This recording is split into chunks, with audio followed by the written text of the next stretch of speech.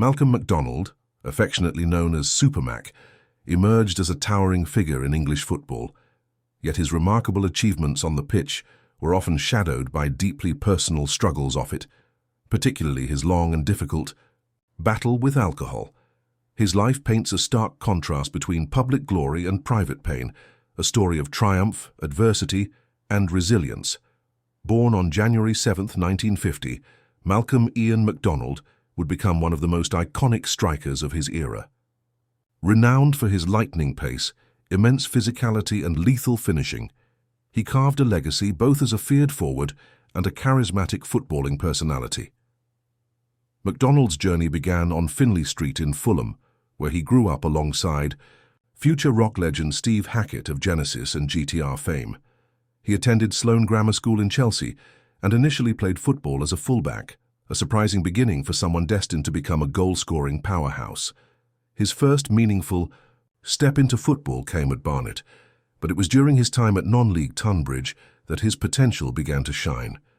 In 1968, after impressing then-mentor Bob Robson, Macdonald was signed by Fulham for £1,000, a modest fee that marked the humble beginnings of a storied career. After Fulham's relegation from the First Division, Macdonald's performances steadily improved, but it was his move to Luton Town that proved transformative. There he blossomed into a prolific striker, netting 58 goals in 101 appearances and establishing himself as a natural-born finisher. Macdonald's transfer to Newcastle United in the summer of 1971 was a turning point. Signed by manager Joe Harvey for $180,000, he made an immediate impact by scoring a hat-trick on his home debut against Liverpool. This unforgettable performance instantly made him a fan favourite and earned him the nickname Supermac, which soon echoed through the stands of St James's Park. Though the team had a poor start to the season, the arrival of Tony Green revitalised Newcastle's fortunes.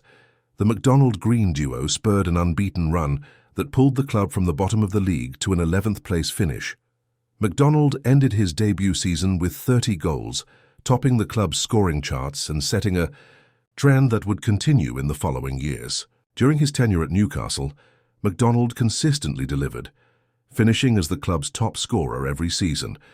He led the First Division in goals in the 1975-76 season and made vital contributions in major tournaments, including scoring twice in the 1973-74 FA Cup semi-final against Burnley. However, that campaign ended in disappointment as Newcastle lost 3-0 to Liverpool in the final. A similar fate awaited him in the 1976 League Cup final, where, despite assisting an equaliser, Newcastle succumbed 2-1 to Manchester City. Still, Macdonald's influence on Newcastle during this era was undeniable. He symbolised the club's ambition, energy and fighting spirit. In 1976, Macdonald transferred to Arsenal for a record fee of $333,000. His impact was felt immediately, most notably when he scored a hat-trick against his former club Newcastle in a thrilling 5-3 win at Highbury. He ended up as Arsenal's leading scorer for 2 consecutive seasons and clinched the First Division's top scorer title in 1977, further cementing his reputation as one of the era's most consistent strikers. Although his time at Arsenal was marred by fitness issues, he played a crucial role in their FA Cup run in 1978, scoring twice in the semi-final against Orient. The final, however, brought heartache once again as Arsenal lost narrowly to Ipswich Town. A serious knee injury sustained early in the 1978-79 season during a League Cup match against Rotherham would severely curtail his playing career. After leaving English football, Macdonald briefly joined South Melbourne Hellas in Australia's National Soccer League in 1977. He made a splash by scoring on his debut against West Adelaide and attracted considerable attention, especially in a match against St George, where he scored twice alongside former Arsenal teammate Charlie George. He later had a short stint with Djurgårdens IF in Sweden, but the persistent knee injury ultimately forced him into early retirement in August 1979, at the age of just 29. By the end of his career, Macdonald had scored 193 goals, a remarkable achievement by any standard.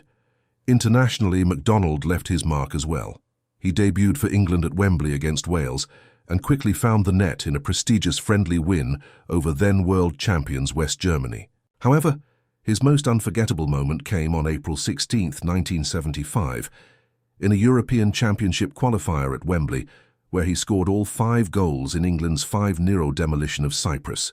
This feat remains unmatched in competitive international play, making him the only England player to score 5 goals in a single official match, a legendary performance immortalised by the headline Supermac 5 Cyprus 0. He earned 14 caps and scored 6 goals for England, leaving behind a legacy of incredible international flair. Following his retirement from playing, Macdonald transitioned into management. He took charge of Fulham in 1980, where he initially achieved success by guiding them to promotion to the second division in 1982. Despite a strong start in the 1982-83 season, the club fell short of further promotion and finished 4th.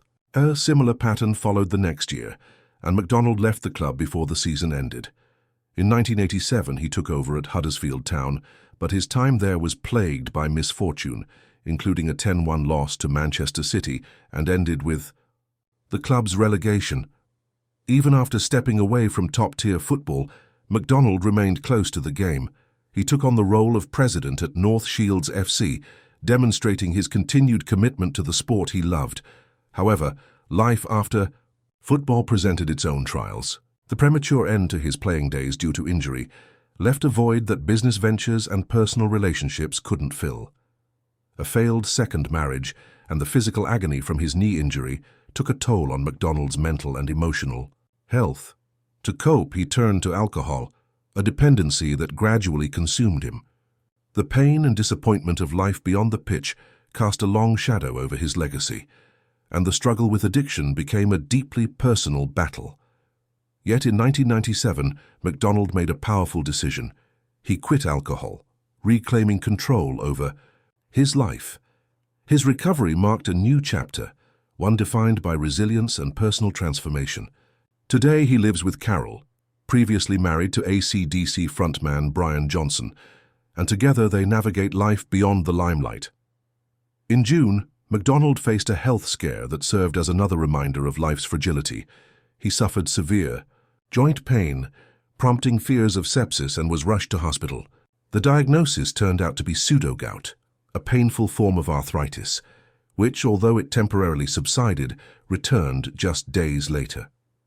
In a move that reflected both his evolving perspective and the emotional weight of his past, Macdonald decided to auction nearly 40 items from his footballing career, including caps, medals, shirts, and tracksuits.